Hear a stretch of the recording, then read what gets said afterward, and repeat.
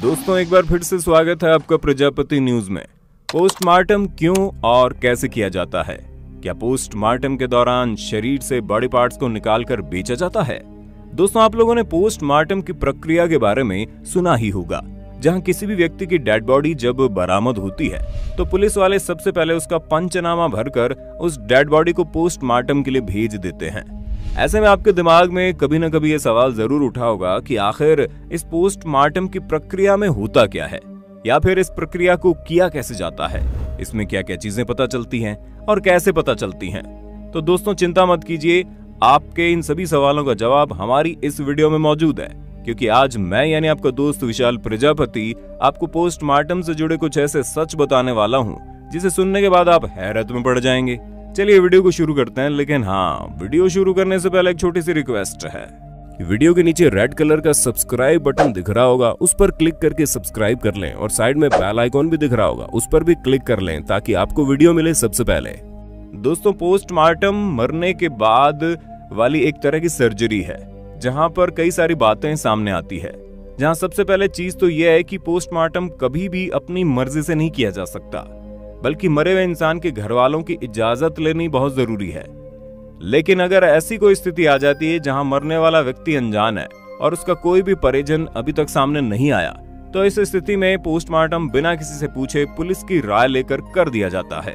या फिर अगर मरने वाला व्यक्ति संदिग्ध है तब भी पुलिस की राय लेकर पोस्टमार्टम के काम को अंजाम दिया जाता है। अब आपको ये तो पता चल गया पोस्टमार्टम किस स्थिति में किया जा सकता है, लेकिन सवाल यही आता है कि पोस्टमार्टम क्यों होता है। तो दोस्तों पोस्टमार्टम करने की जो सबसे बड़ी वजह है वो ये है कि पोस्टमार्टम के बाद मरने की वजह का पता लगाया जा सकता है। आपको ये चीज मालूम होगी, सामान्य स्थिति में मौत होने पर अक्सर परिवार वाले उसके शव का पोस्टमार्टम नहीं करवाते हैं, क्योंकि उन्हें पता रहता है कि मृतक की मौत किस कारण हुई।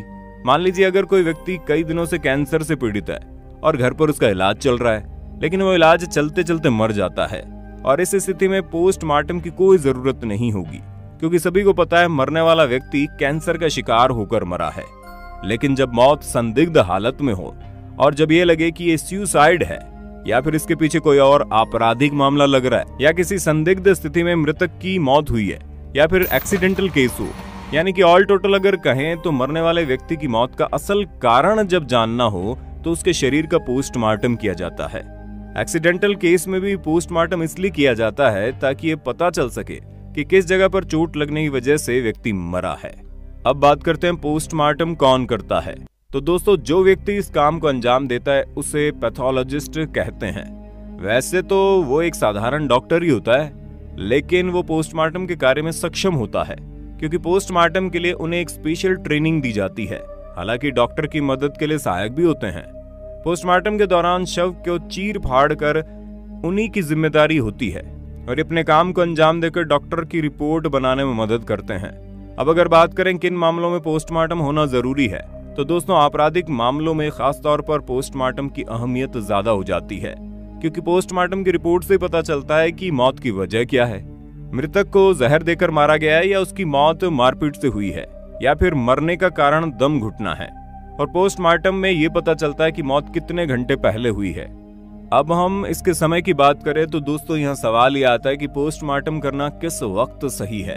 तो दोस्तों जानकारों का कहना है किसी भी व्यक्ति के मरने के 6 से 10 घंटे के भीतर ही उसका पोस्टमार्टम हो जाना चाहिए, क्योंकि इस अवधि के बाद मरे हुए शरीर में कुछ बदलाव देखने को मिलते हैं, जैसे बॉडी का अकड़ जाना, या फिर अगर साफ शब्दों में कहें तो 6 से 10 घंटे के बाद मृतक का शरीर गलना शुरू हो जाता है, जिससे मौत की असली वजह का पता लगाना थोड़ा मुश्किल हो जाता है। अगर बात करें पोस्टमार्टम में क्या चुनौतियां आती हैं, तो दोस्तों पोस्टमार्टम की सबसे बड़ी चुनौती तो मरा हुआ शरीर होता है, क्योंकि अगर व्यक्ति की मौत को ज्यादा समय हो गया और बॉडी कई दिनों बाद मिली है, तो इस स्थिति में पोस्टमार्टम रिपोर्ट के जरिए मौत के सच तक पहुंचना बड़ा मुश्किल हो जाता है।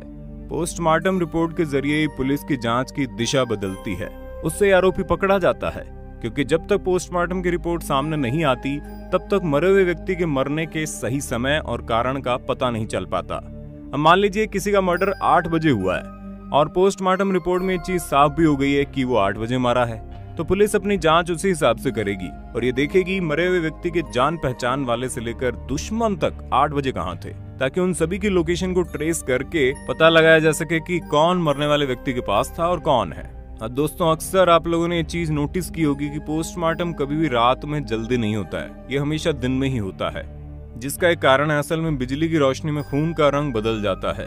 ऐसे में अगर पोस्टमार्टम रात के समय में किया जाएगा तो खून को केवल बिजली की रोशनी से देखना संभव हो पाएगा, लेकिन अगर पोस्टमार्टम दिन के समय होता है तो उसे सूरज की रोशनी में देखा जा सकता है, जिससे मरे हुए व्यक्ति की मौत के बारे में अच्छे से पता लगाया जा सके।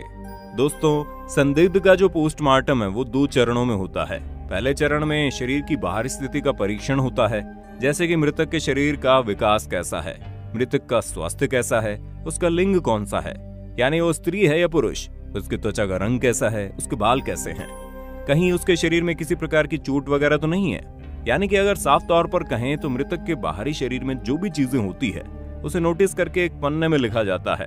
और फिर मरने वाले व्यक्ति की इंटरनल बॉडी का पोस्टमार्टम होता है कि कहीं कोई अंदरूनी चोट तो नहीं आई, कोई हड्डी तो नहीं टूटी, हाथों में सूजन तो नहीं आई, वगैरह वगैरह। और इन सारी चीजों को जांचने के लिए शरीर का चीर फाड़ होता है, तब जाकर पता चलता है कि मरने वाले व्यक्ति की मौत का असल कारण और समय क्या है। उम्मीद है आपको पोस्टमार्टम से जुड़े सभी सवालों का जवाब मिल गया होगा। अब आपका इस पर क्या कहना है, कमेंट में जरूर बताइए। और इसी तरह की वीडियोस देखते रहने के लिए हमारे चैनल प्रजापति न्यूज को सब्सक्राइब करना बिल्कुल ना भूलें।